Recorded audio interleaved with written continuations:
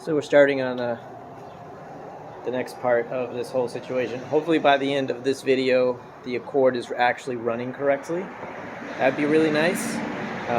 So right now, I'm going to attempt to make the AEM gauge work. I'm pretty sure it's just a dead sensor out of the box, which is fucking great. But luckily, I already had a brand new LSU 4.9 sensor, you know, look at that, nice. Just gotta take the old one out. Old one, I say old one, it's brand new AEM. And we're gonna see if the gauge wants to work correctly. If not, we're screwed. So, yeah, as you can see, we got our AEM Bosch wideband and our Bosch wideband. This one just has a slightly shorter, which, you know, doesn't really matter since, you know, that cable is miles long. So I'm actually gonna test this. I just did a warm-up cycle and went straight lean. So if I cover a rag in brake clean and wrap it around, that's the test for one of these that AEM recommends. And it should read dead rich, because right now it's reading dead lean. So hopefully it goes dead. Hopefully it doesn't, because that means that we have a bad sensor. If it goes rich, then it's the gauge. Can't replace the gauge today. I just ran the test with the AEM wideband that came with the gauge. Dude, messed up. So now I got the one with the shorter connector on it in my rag, and she goes straight rich. That says 10 on there. Yeah, probably, I know you can't see it very well in the video. It says 10. And then when I take it out of the rag, I don't know why I flipped the camera around, guys. Bear with me here. Take it out. It says hot, so don't touch the sensor. Take it back out, and watch. It'll start reading higher and higher until it gets to 20, and it can't read anymore. See, now the AEM wideband did the same thing when I did this, except this one, if I put it back into the rag, oh god. Just like that, cover it back up. Just got a little bit of brake cleaner on there, nothing too much. It goes back down to 10, whereas the AEM did not. It's stuck at 20. So that being said, I think we got a winner here. AutoZone to the rescue. That sensor is in stock at the AutoZone. Any AutoZone. AutoZones do carry LSU 4.9 sensors in stock, as well as the 4.2 sensors if you have an older gauge. I'll see if I can find the part number I used, but it was like the cheapest one that was in stock on the shelf at my AutoZone. It was like $68, something like that. So pretty good price on the sensor. The AEM sensor, bad out of the box, disappointment, but I had another one, no big deal. Yep. So I got the known good sensor in, and it's a good lesson. That I've been taught several times, that even though you put a brand new part on a car, doesn't mean that the brand new part, aftermarket, OEM, whatever, is going to function how it's supposed to. And you could be scratching your head, going down a million other paths, trying to figure out what the issue is, but it's actually just a brand new part you just bolted on. Alright, so now we're going to start it up and see what happens.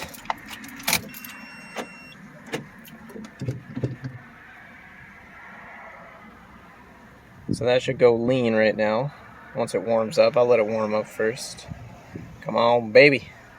There she goes. So that should go dead lean. Alright, because the car's off. Start it up. And now it goes dead rich, which is okay. Alright, so this is the magical moment. I just got the laptop, hooked it up.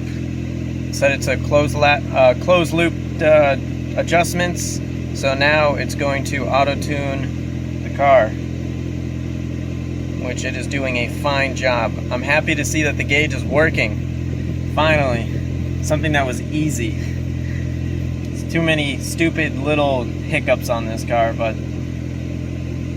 there she goes. She'll be at 14.7 pretty soon, which at an idle you don't really want, but I'm just trying to get the car drivable, which the auto-tune on the S300 software, S Manager, will do it happily. So we're all set there. I'm gonna see if I can drive this thing around and see if it does any better, and yeah. Okay, I'm kind of confident here. We're going for a drive. Probably not gonna hit any boost.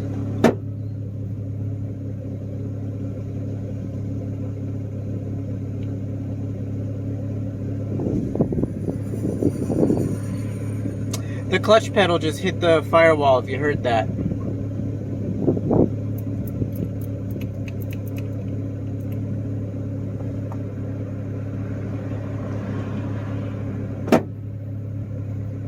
We're not driving anywhere, are we? Oh my god! Dude. The slave cylinder just shit its guts out onto the driveway. So now we need one of those. Don't mind the grease. I was there for a purpose. So now I gotta go get a slave cylinder. Oh my god, I can't make this stuff up anymore. Fuck. Alright, I got the slave cylinder in. Car's running. I'm gonna let it warm up a little bit, and then we're going for a drive. Alright, so we're going for a drive. Gonna see what happens. It's kind of sketchy because I don't really have a private road to test on, so I just have to go onto a public road.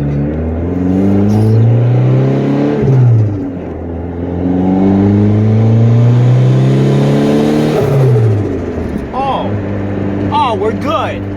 Oh, we're good. Wow. Okay. It made turbo noises. That's really good news. Right.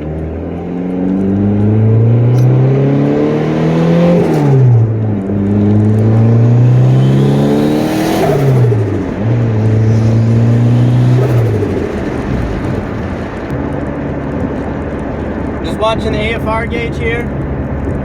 It's okay. Definitely needs a tune. Timing's a little screwed up.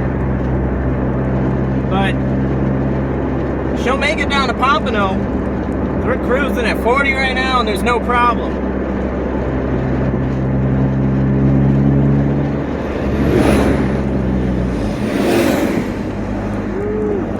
The brakes work. Very important to note.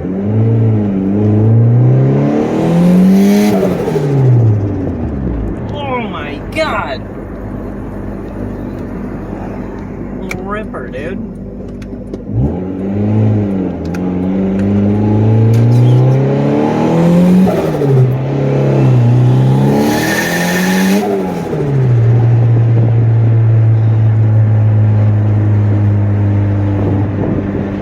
That's incredible. It just spun second gear loading into boost.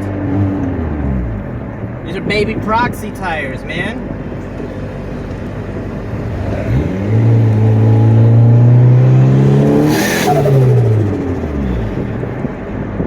Oh my god, just instant.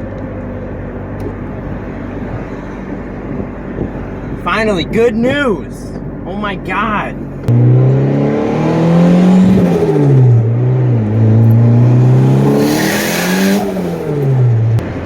I just wanted on the record, I have not exceeded 45 miles per hour on a 40 mile per hour road. Okay.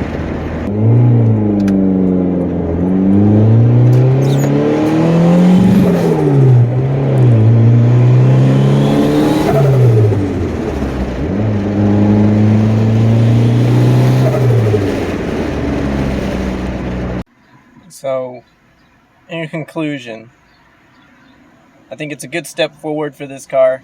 Just gotta make that appointment. I'm gonna hit up Eddie today. Hopefully, I'll be on the dyno in a couple weeks. There's still a few little itty-bitty things I have to do on this car, but overall, it's pretty much good to go. Make sure you like and subscribe. That's like the only thing that's important. Only if you like the video, though. If you didn't like the video, make sure you hit that thumbs down. Just want to put that out there. You have that option. Good talk.